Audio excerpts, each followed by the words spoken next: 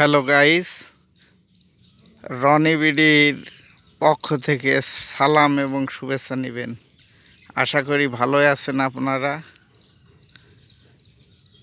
আমিও ভালো আছি। আজকে আমি এসছি ১ নম্বর সুন্দরপুর দুর্গাপুর ইউনিয়নের ইসাপুর গ্রামে। দর্শক, আপনারা যে ভিডিওটা দেখতে পাচ্ছেন, দেখেন আজ কিছুদিন প্রায় 10 দিন একটানা অতিমাত্রায় বৃষ্টি হচ্ছে। এই কারণে দেখেন আমাদের জাপানি লিক্রিড প্রকল্প এই ইউনিয়নের বাসুদেবপুর গ্রামে আমাদের কৃষক সদস্য আছে, আমাদের একটা গ্রুপ আছে। এই যে আমাদের সদস্যরা এই এই ইসাপুর গ্রামের এই মাঠে এই যে আমন মৌসুম এখানে ধান লাগিয়েছিল। দেখেন আপনারা যে অতি বৃষ্টির ফলে দেখেন এই পানিতে পুরো মাঠটা একেবারে তলায় গেছে। দেখেন এই দেখেন ধান লাগানো রয়েছে, দেখেন ধান ডুবে গেছে। এই যে হাঁস দেখেন ধানের উপর দিয়ে পানিতে সে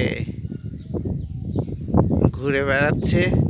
দেখেন কি অবস্থা, কৃষকরা খুব কষ্টের মধ্যে আছে। দেখেন তাদের ধান তলিয়ে গেছে। দেখেন এই যে পাশাপাশি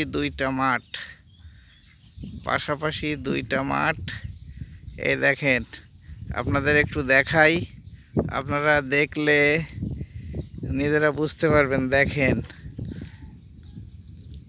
দেখেন কি অবস্থা, পানিতে তলায় গেছে একেবারে। দেখেন আপনাদের একটু ঘোরাই দেখাই। এই যে দেখতে পাচ্ছেন এই পাশাপাশি দুইটা মাটি একেবারে তলায় গেছে। যতদূর চোখ যায় ততদূর পানি আর পানি। দেখেন কি অবস্থা, কোনো জায়গায় আপনারা দেখতে পাবেন না যে ধানের আগা দেখা যাচ্ছে। কোনো জায়গায় দেখেন শুধু পানি আর পানি। কৃষকদের মনে হয় এই আমন মৌসুমের এই আবাদটা মার যাবে, অনেক কৃষক ক্ষতিগ্রস্ত হবে। দেখেন তাই আমরাই আজকে সজমিনে দেখতে এসেছিলাম যে কি অবস্থা, মাঠটা দেখলাম। আসলে আমাদের কৃষকদের কথা শুনলাম, তারা তো খুবই হতাশার ভিতরে আছে। আমরা এসছি সজমিনে মাঠটা পরিদর্শন করার জন্য। আমরা কৃষি অফিসে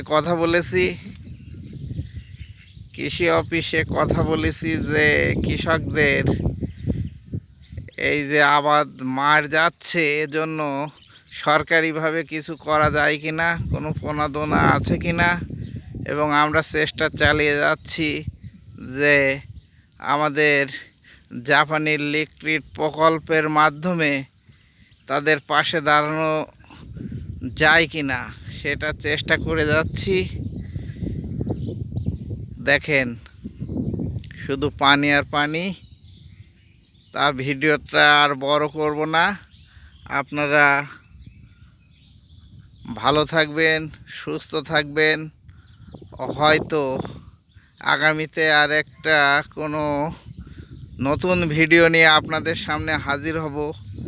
আপনারা ভালো থাকেন, সাবধানে থাকেন, সুস্থ সুন্দরভাবে জীবনযাপন করেন, এই আশাবাদ ব্যক্ত করে আমি শেষ করছি। ভালো থাকবেন, ধন্যবাদ।